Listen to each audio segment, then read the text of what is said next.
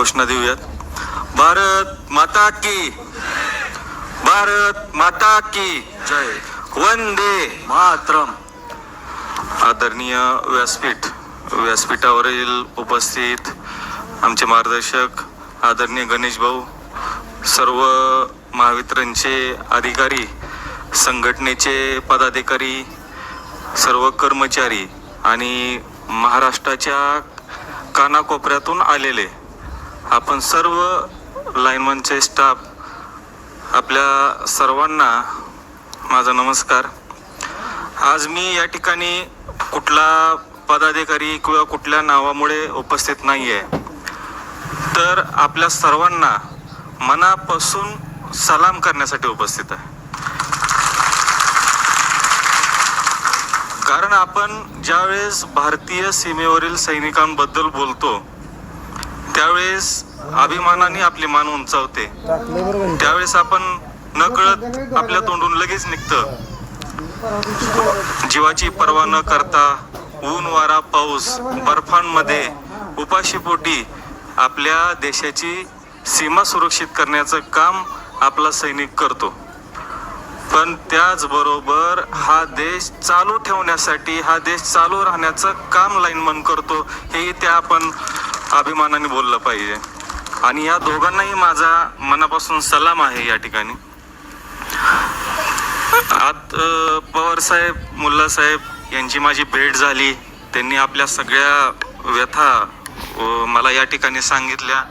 मी त्या ठिकाणी त्यांना बोललो की आपला हे कार्यक्रम, आपल्या वर्धापन दिनाचा कार्यक्रम आणि त्या माध्यमातून आपले जे काही मागण्या आहेत, ज्या सगळ्या गोष्टी आहेत, त्या एका विशिष्ट व्यासपीठापर्यंत नेण्याची गरज आहे. आणि मी या ठिकाणी माझं मोठेपण किंवा अशा गोष्टी सांगत नाही, तर मी एक पूल आहे नदीवरचा, की या टोकावरून त्या टोकापर्यंत आपल्याला घेऊन जाण्यासाठी मी प्रयत्न करणार आहे. पूल हा नदीपेक्षा कधीच मोठा नसतो, त्याचं काम तेवढंच असतं की एखाद्याला पलीकडे पोहोचवणं. तर तेवढं काम मी नक्की या ठिकाणी करेन.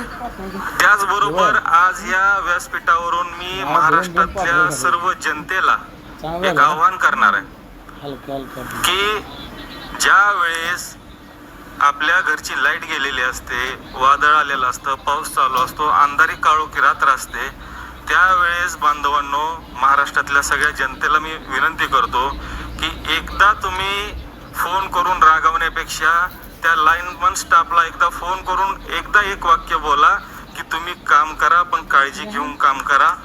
लाईट थोडी उशीर आली तरी चालेल. तुमचे ते प्रेमाचे 2 शब्द या सर्वांसाठी प्रेरणा देणारे आहेत, ताकद देणारे आहेत.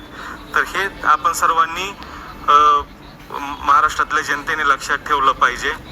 आज आपला लाईन स्टाफ जेव्हा घरातून बाहेर जातो, कामासाठी जातो, त्यावेळेस घरच्या कुटुंबाचं वाक्य असतं, सावकाश जा, काळजी घे आणि लवकर परत ये.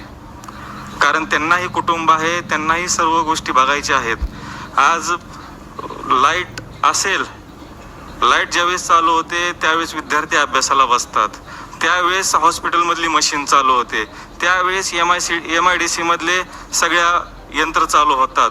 तर खऱ्या अर्थानं देश चालवण्याला, देशाला गती देण्याचं काम हे बेसिकली हे पूर्ण लाईन स्टाफ करत आहे, असं माझं मत आहे.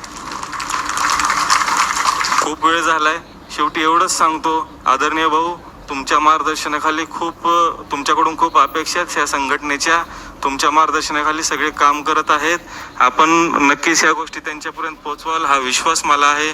आणि मी कायम आपल्यासोबत आहे. आपल्या सगळ्या गोष्टी योग्य ठिकाणी पोहोचवण्याचे मी प्रयत्न करेन. आणि सर्वांना माझ्या खूप खूप शुभेच्छा. धन्यवाद.